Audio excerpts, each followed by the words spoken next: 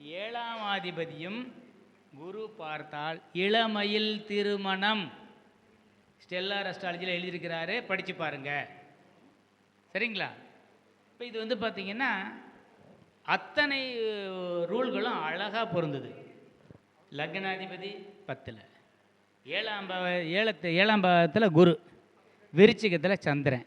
இவர் 5ஆம் பார்வையாக 2ஆம் பாவாதிபதியும் 7ஆம் பாவாதிபதியும் சிறப்பு பார்வையாக பார்க்குறார். இந்த பெண்ணுக்கு இளமையில் திருமணம் இறைவனால் தீர்மானிக்கப்பட்டது, நம்ம கையில் இல்லை. இதை கிருஷ்ணமூர்த்தி பற்றி தெளிவாக சொல்லியிருக்கு. ஒன்று. அடுத்தது பாருங்க, 7ஆம் பாவாதிபதி எங்காவது சனியாக வந்துவிட்டால் வயது முதிர்ந்தவருடன் தான் திருமணம் நடக்கும் அப்படின்னு கேஎஸ்கே சொல்லியிருக்கிறார். 7ஆம் பாவாதிபதி சனி 14 வயசு பெண்ணுக்கு 27 வயசு பையனுக்கு எத்தனை வயது வித்தியாசம் பாருங்கள். துல்லியமாக கிரகங்கள் நிர்ணயிக்கப்பட்டது தான் வாழ்க்கையில் நடைபெறுகிறது என்பதில் எந்த விதமான மாற்று கருத்தும் இல்லை. அடுத்தது பாருங்க, ஒரு பெண்ணுக்கு திருமணம் என்றால் இந்த காலகட்டங்களில் எத்தனை அப்படின்னு கேட்க வேண்டியதாக இருக்குது. இன்றைய சூழ்நிலையில் இந்த பெண்ணுக்கு பாருங்க 2 திருமணம். 7ஆம் பாவாதிபதி எங்கே உட்காந்துருக்கார்? யாரோட உட்காந்துருக்கிறாரு? இரட்டை ராசியில் புதன் கூட சேர்ந்து உட்காந்துட்டார். 2 திருமணம் ஏற்கனவே தீர்மானிக்கப்பட்டது. முதல் கணவர் இறந்து போயிட்டார், அடுத்த 2வது திருமணம் நடந்துச்சு. இது எல்லாமே கேபியில் மிக துல்லியமாக தெளிவாக சொல்லுது. சரி, நம்ம இன்னும் கொஞ்சம் ஆழமாக போவோம். 7ஆம் பாவத்தின் உபநட்சத்திராதிபதி யார்?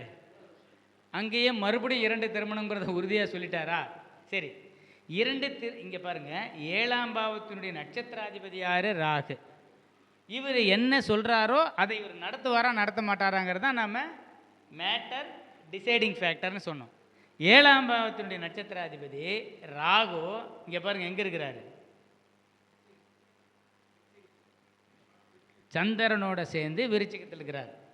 இந்த வீட்டுக்கு அதிபதி செவ்வாய். அப்போது இந்த ராகு யாராரா வேலை செய்கிறாரு? சந்திரனா வேலை செய்கிறார், செவ்வாயாகவும் வேலை செய்கிறார். அடிப்படையில் இந்த பெண்ணுடைய திருமண வாழ்க்கை சிறப்பில்லை.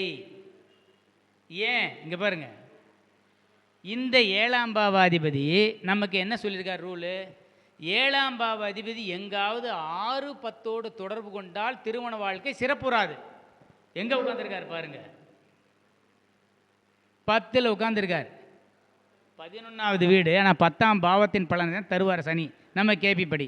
அப்போது 7ஆம் பாவத்தினுடைய அதிபதியே இங்கே போய் உட்காந்துட்டார். திருமண வாழ்க்கை சிறப்பில்லை என்பதை உறுதியாக சொல்லுது. இதில் வேடிக்கை என்னென்னா, இந்த பெண்ணுடைய அப்பா மிகப்பெரிய ஜோதிடர், அவர் ட்ரெடிஷ்னல். ஆனால் அவர் இப்படி ஒரு திருமணத்தை அவங்க பொண்ணுக்கு செய்து வைத்திருக்கிறார். எந்த வகையில் நியாயம்? என்னுடைய வேண்டுகோளின்படி கேபி தெரிஞ்சிருந்தால் தவிர்த்திருக்க முடியும். ஆனால் விதியை வெல்ல முடியாதுன்னு வச்சுக்கோங்க. இருந்தாலும் இப்படி ஒரு நிகழ்வு நடந்திருக்குது அவங்க வாழ்க்கையில். அடுத்தது பாருங்கள், 5ஆம் பாவம் குழந்தை. 5ஆம் பாவத்தின் உபநட்சத்திராதிபதி சுக்கிரன். இந்த சுக்கிரன் எங்கே இருக்கிறாரு? 8ல். குழந்தை மிகவும் தாமதம், மிகவும் தாமதம். சரி, இங்கே பாருங்கள், 7ஆம் பாவத்துக்கு 3ஆம் பாவத்தின் உபநட்சத்திராதிபதி சூரியன், அவருங்க உட்காந்துருக்காரு 10ல். 2வது திருமணமும் திருப்தி இல்லை. இப்போ இந்த அம்மா தனியாக இருக்கிறாங்க, 2 கணவரும் கூட இல்லை. முதல் கணவர் இறந்து போயிட்டார், 2வது கணவர் மென்டலாகி எங்கே இருக்கிறானே தெரியல. இது ஒரு ஜாதகத்தை பளிச்சுன்னு தெளிவாக தெரியுது. உங்களுக்கு இதுக்கு மேலே இந்த ஜாதகத்தை பற்றி விளக்க வேண்டிய அவசியம் இல்லைன்னு நான் நினைக்கிறேன். இன்னொரு செய்தியை உங்களுக்கு சொல்லி முடிக்கிறேன். எங்கள் குருநாதரை போய் பார்க்கும்போது அவர் இருமிட்டு இருந்தார்னு சொன்னேன். நான் மருத்துவங்கிறனால அவருக்கு போய் மருந்து கொடுத்தேன். கொடுத்த உடனே, என்றைக்கு என்னை பார்த்தவரோ அன்றிலிருந்து இறக்கும் தருவாய் வரை என்னை பார்த்தா எந்திரிச்சு ஐயா டாக்டர் ஐயா வாங்க அப்படிம்பார். அவ்வளவு மிகவும் மரியாதை மிக்க ஒரு மனிதர். அவர் வந்து எம்ஏ எம்எட் படித்த தமிழ் புலவர். கண்டர் காலேஜ் வேலூரில் தமிழ் பேராசிரியராக இருந்தவர். அவர்கிட்ட இறைவன் படிக்கிறதுக்கு எனக்கு ஒரு வாய்ப்பை கொடுத்தாரு. அவர்கிட்ட போய் கேட்கும்போது நான் சொன்னேன், ஐயா எனக்கு ஜோதிட கலை வருமானு பார்த்து சொல்லுங்கள், அப்புறம் தான் நான் உங்ககிட்ட படிப்பேன்னு. அவர் சொன்னது இன்னும் எனக்கு ஞாபகம் இருக்குது. Second reader fundamental principles of அஸ்ட்ராலஜியில் 9வது பக்கத்தில் 2வது பேராகிராஃபில் சொல்லியிருக்கிறார். Second cuspal sublord if it is Mercury, Saturn, Jupiter, anyway connection 12th, he is a astrologer. If it is Mercury placed on 12th, he is writing lot of books ன்னு சொல்லியிருக்கிறார். என்னுடைய ஜாதகத்தில் 2ஆம் பாவத்தின் உபநட்சத்திராதிபதி புதன் 12ல். ஜோதிடமும் மருத்துவம்னு ஒரு சின்ன புத்தகத்தை நான் எழுதினேன். எங்கள் ஐயா வெளியிட்டார், என்னுடைய குருநாதர் வெளியிட்டார். அப்படியே நடந்தது. இது என்னுடைய அனுபவமாக பகிர்ந்து கொண்டு இந்த ஒரு நல்ல வாய்ப்பினை நல்கிய நம்முடைய கோவை மாவட்டத்தினுடைய சங்கத்தினுடைய தலைவரும் நிறுவனருமான ஐயா டாக்டர் ராதாகிருஷ்ணன் அவர்களுக்கு மீண்டும் என்னுடைய நன்றியை தெரிவித்து கொண்டு இந்த வாய்ப்பினை நல்கிய அனைத்து நல் உள்ளங்களுக்கும் என்னுடைய கருத்தை இவ்வளோ நேரம் பொறுமையாக கேட்ட உங்களுக்கும் சிரமத்தால் நன்றியினை கூறி நன்றி பெறுகிறேன். வணக்கம். நன்றி. ஐயா சொல்லுங்க ஐயா கேள்வி கேட்குறாரு. ஃபோன் எழுதுறங்கய்யா. அதே மருத்துவ உதவி ஏதேனும் வேண்டுமானால் தயவு செய்து தொடர்பு கொள்ளுங்கள். உண்மையில் என்னால் என்ன முடியுமோ நம்ம சன்மார்க்கத்தின் மூலமாக நான் செய்வதற்கு மிகவும் கடமைப்பட்டிருக்கிறேன் என்பதை பணிவோடு தெரிவித்துக் கொள்கிறேன்.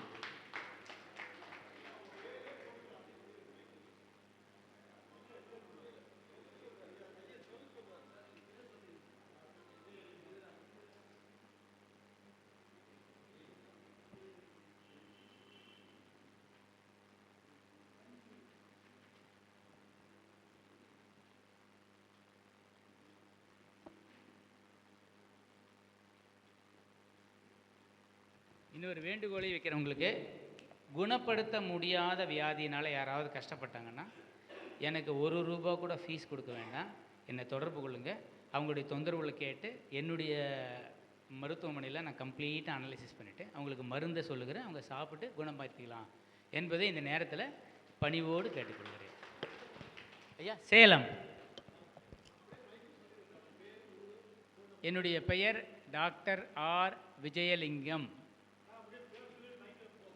என்னுடைய மொபைல் நம்பர் 9750444222. என்னுடைய கல்வி தகுதி BHMS MD, முழுக்க ஹோமியோபதி.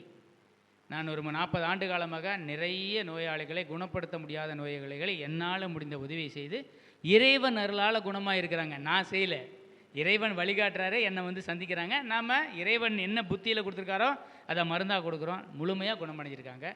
மிக்க நன்றி. இந்த வாய்ப்பினை நல்கிய அனைத்து நல்வள்ளங்களுக்கும் நன்றி பாராட்டி விடைபெறுகிறேன். நன்றி, வணக்கம்.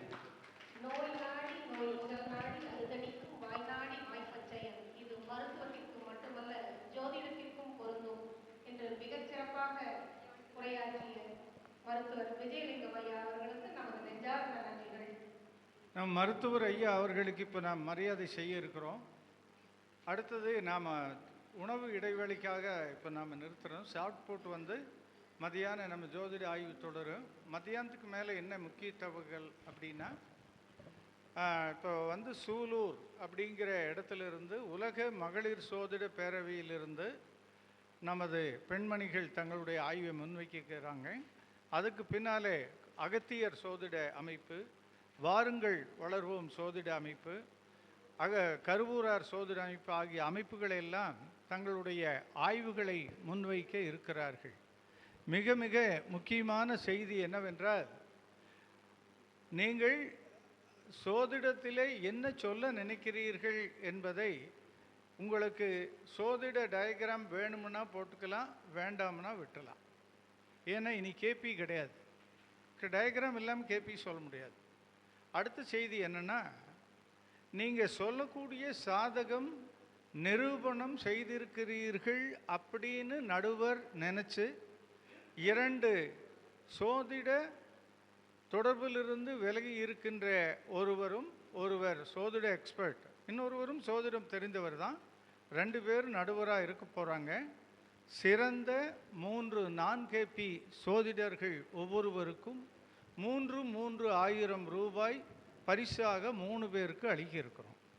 ஆகவே அதையே நல்லா ஆய்வு பண்ணி ரொம்ப எளிமையாக சுருங்க சொல்லி விளக்க வைக்கக்கூடியதில் கெட்டிக்காராக இருக்கணும். ஜாதகம் தேவைப்பட்டால் போடலாம், இல்லைன்னா கருத்தை சொல்லலாம். மிக முக்கியமான ஒரு கருத்து என்னென்னா, சோதிட சட்டங்களை திருப்பி சொல்ல வேண்டியது இல்லை. நான் கரூரில் போகிற ஒவ்வொரு கூட்டத்திலையும் சொல்லிட்டு இருக்கிறேன், உலகம் முழுவதும் சோதிட சட்டங்கள் 99% ஒரே மாதிரியாகத்தான் இருக்குதுன்னு KS கிருஷ்ணமூர்த்தி உலக சோதிடங்களை எல்லாம் கம்பேர் பண்ணி தன்னுடைய ஆய்வில் சொல்லிடுறார். சோதிட சட்டங்களை நாம் எங்கே வெளியெடுத்துக்கலாம்னா, நாம் சொல்லக்கூடிய சோதிடத்துக்கு தேவையான சட்டத்தை எடுத்து பொருத்தி சொல்லலாம். ஆகவே ஒவ்வொரு ஆய்வாளர்களும் இதை புரிந்து கொண்டு செய்யலாம். அடுத்தபடியாக நமது மருத்துவர் ஐயா விஜயலிங்கம் அவர்களுக்கு டாக்டர் பிரதீப் குமார் அவர்கள், தம்பி பிரதீப், பொன்னாடை அணிவித்து வாழ்த்து தெரிவிப்பார்கள். சன்மார்க்க உலகிலே பணியாற்றுகின்ற நமது மருத்துவர் ஐயா அவர்களுக்கு வானதி ராதாகிருஷ்ணன் அவர்கள் இந்த நாட்காட்டியும் புத்தகம் இரண்டையும் அவருடைய சன்மார்க்க பணியிலே பெரிதும் மகிழ்வுற்ற வானதி அவர்கள் இப்பொழுது அவருக்கு அளிக்க இருக்கிறார்கள்.